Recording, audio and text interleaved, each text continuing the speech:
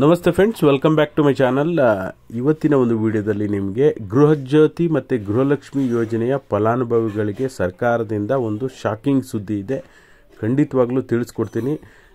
ಯಾರೆಲ್ಲ ವಿಡಿಯೋ ನೋಡ್ತಾ ಇದ್ದೀರಾ ಪೂರ್ತಿಯಾಗಿ ನೋಡಿ. ಹೊಸದಾಗಿ ಚಾನಲ್ ನೋಡ್ತಿದ್ದೀರಾ ಸಬ್ಸ್ಕ್ರೈಬ್ ಮಾಡ್ಕೊಳ್ಳಿ. ಹಾಗೆ ಪ್ರತಿಯೊಬ್ಬರು ವಿಡಿಯೋಕ್ಕೊಂದು ಲೈಕ್ ಕೊಡೋ ಮೂಲಕ ಸಪೋರ್ಟ್ ಮಾಡಿ, ಓಕೆನಾ. ಆಮೇಲೆ ಈಗಾಗಲೇ ನಿಮಗೆ ಲೋಕಸಭಾ ಚುನಾವಣೆ ಫಲಿತಾಂಶದ ನಂತರ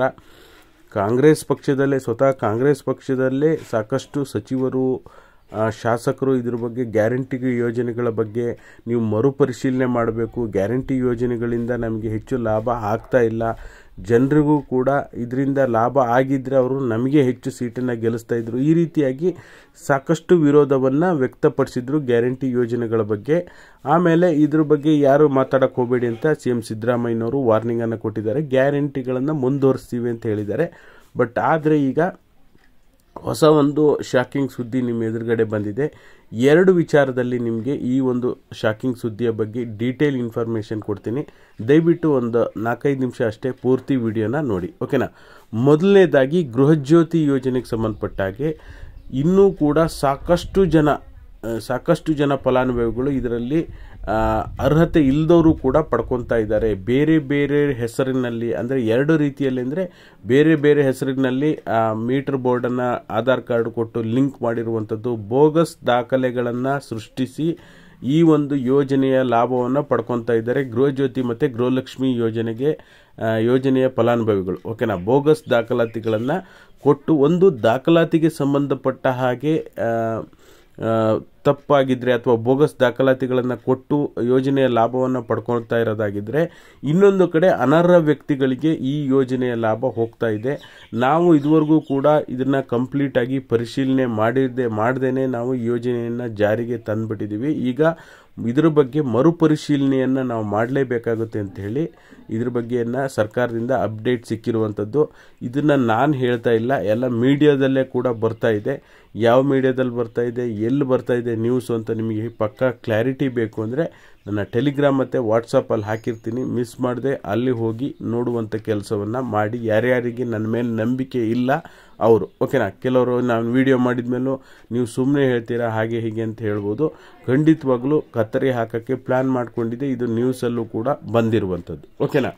ಆಮೇಲೆ ಹೇಗೆ ಇದ್ರ ಬಗ್ಗೆ ಪರಿಶೀಲನೆ ಮಾಡ್ತಾರೆ, ಹೇಗೆ ಈಗ 11ನೇ ಕಂತು ಅವರಿಗೂ ಕಟ್ ಮಾಡ್ತಾರಾ, ಈಗ ಮೊದಲು ಯೋಜನೆಯನ್ನು ಜಾರಿಗೆ ತರುವಾಗ ಎಲ್ಲರಿಗೂ ಅಂತ ಹೇಳಿ, ಈಗ ಎಲ್ಲರಿಗೂ ಅಂತ ಹೇಳುವ ಮೂಲಕ ಸಾಕಷ್ಟು ಜನರು ಕೂಡ ಇದರ ಲಾಭ ಪಡ್ಕೋಬೇಕು ಅಂಥೇಳಿ, ಈಗ ಉದಾಹರಣೆ ಕೊಡಬೇಕು ಅಂದರೆ, ಈಗ ಅರ್ಹತೆ ಇಲ್ಲದವರು ಕೂಡ ಈ ಯೋಜನೆಯ ಲಾಭವನ್ನು ಪಡ್ಕೋತಾ ಇದ್ದಾರೆ. ಅಂದರೆ ಫಾರ್ ಎಕ್ಸಾಂಪಲ್, ಈಗ ಒಂದೇ ಮನೆಯಲ್ಲಿದ್ದು 4 ರೇಷನ್ ಕಾರ್ಡ್ಗಳನ್ನು ಮಾಡಿಕೊಂಡು ಅತ್ತೆ ಸೊಸೆ ಎಲ್ಲರಿಗೂ ಕೂಡ ಈ ಗೃಹಲಕ್ಷ್ಮಿ ಯೋಜನೆ ಹಣ ಜಮಾ ಆಗ್ತಾ ಇದೆ. ಈ ರೀತಿಯಾಗಿ ಅರ್ಹತೆ ಇಲ್ಲದವರಿಗೂ ಕೂಡ ಈ ಗೃಹಲಕ್ಷ್ಮಿ ಯೋಜನೆ ಹಣವನ್ನು ಜಮಾ ಆಗ್ತಾ ಇರೋದನ್ನ ಇನ್ನು ಮುಂದೆ ಸರ್ಕಾರ ಕಟ್ ಮಾಡ್ತಾ ಇದೆ, ಓಕೆನಾ.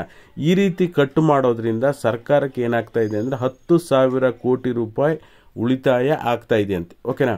ಕೆಲವು ಗೌರ್ಮೆಂಟ್ ಕೆಲಸದಾಗಿರೋರು ಗೃಹಜ್ಯೋತಿ ಯೋಜನೆಯ ಲಾಭ ಪಡ್ಕೊತಾ ಇದ್ದಾರಂತೆ. ಕೆಲವರು ಒಳ್ಳೆ ಆರ್ಥಿಕವಾಗಿ ಸಬಲರಾಗಿದ್ದರೂ ಸಹ ಗೃಹಲಕ್ಷ್ಮಿ ಗೃಹಜ್ಯೋತಿ ಯೋಜನೆಯ ಲಾಭವನ್ನು ಪಡ್ಕೊತಾ ಇದ್ದಾರಂತೆ.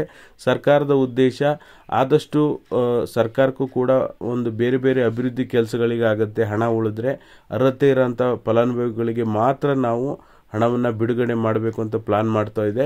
ಇದಕ್ಕೋಸ್ಕರನೇ ಎಲ್ಲ ಯೋಜನೆಗಳ ಹಣ ಕೂಡ ಬರೋದು ಕೂಡ ಲೇಟ್ ಆಗ್ತಾ ಇದೆ, ಓಕೆನಾ. ಹಾಗಾಗಿ ಈಗ 11ನೇ ಕಂತಿಗೆ ಸಂಬಂಧಪಟ್ಟಾಗೂ ಕೂಡ ನಿಮಗೆ ಡೀಟೇಲ್ ಹೇಳ್ತೀನಿ. ಈಗ 11ನೇ ಕಂತಿಗೆ ಸಂಬಂಧಪಟ್ಟಂಗೆ ನಾನು ಯಾವುದೇ ವಿಡಿಯೋದಲ್ಲೂ ಕೂಡ, ನನ್ನ ವಿಡಿಯೋದಲ್ಲೂ ಕೂಡ ಬಂದುಬಿಟ್ಟು ನಾಳೆ ಬರುತ್ತೆ, ಇವತ್ತು ಬರುತ್ತೆ, ಇವತ್ತು 15 ಜಿಲ್ಲೆಗೆ ಅಂಥೇಳಿ ಸುಮ್ಮನೆ ಹೇಳ್ತೀರಾ ಅಂಥೇಳಿ ನನ್ನ ವಿಡಿಯೋದಲ್ಲೂ ಕೂಡ ಬಂದು ಸಾಕಷ್ಟು ಜನ ಕಮೆಂಟ್ ಮಾಡಿ ಕೇಳ್ತಾ ಇದ್ದೀರಾ. ನಾನು ಯಾವುದೂ ಪ್ರೂಫ್ ಇಲ್ಲದೆ ನಿಮಗೆ ಹೇಳಲ್ಲ. ನಾನು ಅಕಸ್ಮಾತ್ ಹೇಳಿದರೂ ಕೂಡ ಇದುವರೆಗೂ ಕೂಡ ಈ ಕ್ಷಣದ ಮಾಹಿತಿ ನಾನು ಹೇಳ್ತಕ್ಕಂಥದ್ದು ಈಗ ಬಂದಿದೆಯೋ ಇಲ್ಲೋ ಅನ್ನೋದನ್ನ ಕ್ಲಾರಿಟಿ ಕೊಡ್ತೀನಿ ಹೊರತು ಸುಮ್ಮನೆ ಈ ಜಿಲ್ಲೆಗೆ ಆ ಜಿಲ್ಲೆಗೆ ಅಂತ ವಿಡಿಯೋ ಮಾಡಲ್ಲ. ದಯವಿಟ್ಟು ಕೇಳಿ. ಯಾರ್ಯಾರು ನೆಗೆಟಿವ್ ಆಗಿ ಕಮೆಂಟ್ ಮಾಡ್ತೀರಾ ದಯವಿಟ್ಟು ಇನ್ನೊಂದ್ಸರಿ ಕೇಳಿ.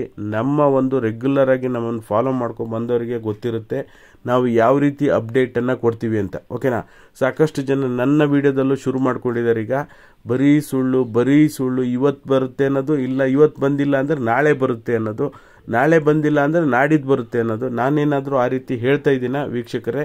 ನಾನು ಯಾವುದೇ ಮಾಹಿತಿ ಕೊಟ್ಟರು ಅದಕ್ಕೇನಾದರೂ ಒಂದು ಪ್ರೂಫ್ ಇಟ್ಟಿರ್ತೀನಿ. ಹೊಸ ಇನ್ಫಾರ್ಮೇಷನ್ ಕೊಟ್ಟಾಗ ಅದಕ್ಕೊಂದು ಪ್ರೂಫ್ ಇಟ್ಟಿರ್ತೀನಿ.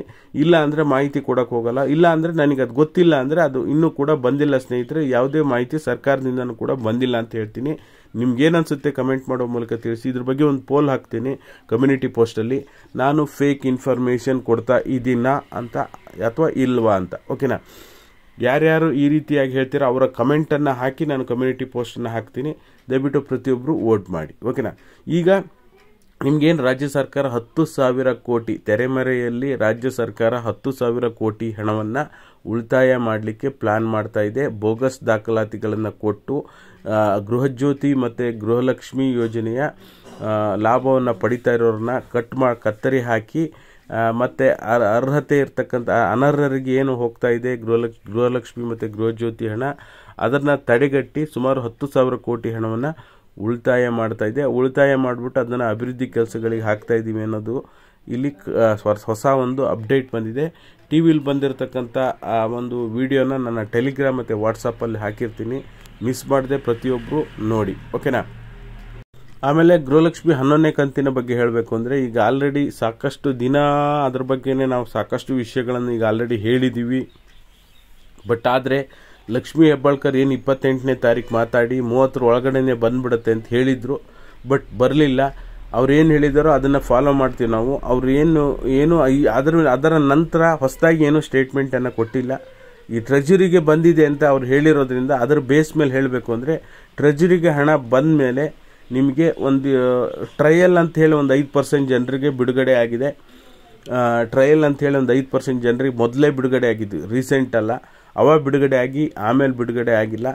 ಅಷ್ಟರ ಮೇಲೆ 10 ಲಕ್ಷ 15 ಲಕ್ಷ ಜನರಿಗೆ ಯಾವಾಗ ಬಿಡುಗಡೆ ಮಾಡ್ತಾರೆ ಅಂತೇಳಿ ಪ್ರತಿದಿನ 10 ಲಕ್ಷ 15 ಲಕ್ಷ ಜನರಿಗೆ ಏನು ಬಿಡುಗಡೆ ಮಾಡ್ತಾಯಿದ್ರು ಆ ರೀತಿಯಲ್ಲಿ ಯಾವಾಗ ಬಿಡುಗಡೆ ಮಾಡ್ತಾರೆ ಅಂತ ಜನನೂ ಕೂಡ ವೆಯ್ಟ್ ಮಾಡ್ತಾ ಇದ್ದಾರೆ.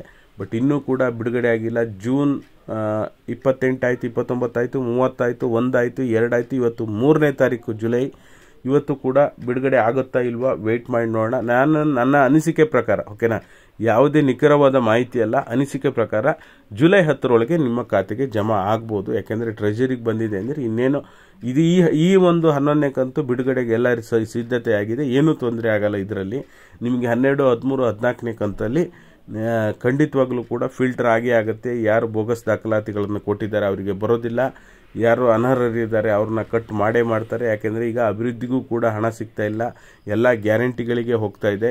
ಹಾಗಾಗಿ ಇದರಲ್ಲಿ ಸ್ಟ್ರಿಕ್ಟ್ ರೂಲ್ಸನ್ನು ಅಂತೂ ತಂದೆ ತರ್ತಾರೆ. ಓಪನ್ನಾಗಿ ಹೇಳಕ್ಕೆ ಹೋಗಲ್ಲ. ಅದನ್ನೆಲ್ಲ ಬ್ಯಾಕ್ಗ್ರೌಂಡಲ್ಲಿ ಸರ್ವೆ ಮಾಡಿಬಿಟ್ಟು ಯಾರಿದ್ದಾರೆ ಅನರ್ಹರಿದ್ದಾರೆ ಅದನ್ನು ನೋಡಿ ಕಟ್ ಮಾಡುವಂಥ ಕೆಲಸ ಸರ್ಕಾರ ಮಾಡುತ್ತೆ ಅನ್ನೋ ನಿರೀಕ್ಷೆ ಖಂಡಿತವಾಗ್ಲೂ ಕೂಡ ಇದೆ. ಇದು ನಾನು ಹೇಳ್ತಾ ಇಲ್ಲ, ಟಿ ವಿಲಿ ಬಂದಿರತಕ್ಕಂಥ ನ್ಯೂಸು. ಟೆಲಿಗ್ರಾಮ್ ಮತ್ತು ವಾಟ್ಸಪ್ ಗ್ರೂಪಿಗೆ ನೋಡಿ. ಇದಾಗಿತ್ತು ಈ ಕ್ಷಣದ ಮಾಹಿತಿ. ಎಲ್ಲರಿಗೂ ಕೂಡ ಧನ್ಯವಾದಗಳು. ಮತ್ತೆ ಇನ್ನೊಂದು ವಿಡಿಯೋದಲ್ಲಿ ಸಿಗ್ತೀನಿ. ಪ್ರತಿಯೊಬ್ಬರು ವಿಡಿಯೋಕ್ಕೆ ಲೈಕ್ ಮಾಡಿ, ಹೊಸದಾಗಿ ನೋಡ್ತಿದ್ದೀನಿ ಅಂದರೆ ಸಬ್ಸ್ಕ್ರೈಬ್ ಮಾಡ್ಕೊಳ್ಳಿ. ಎಲ್ಲರಿಗೂ ಕೂಡ ಧನ್ಯವಾದ.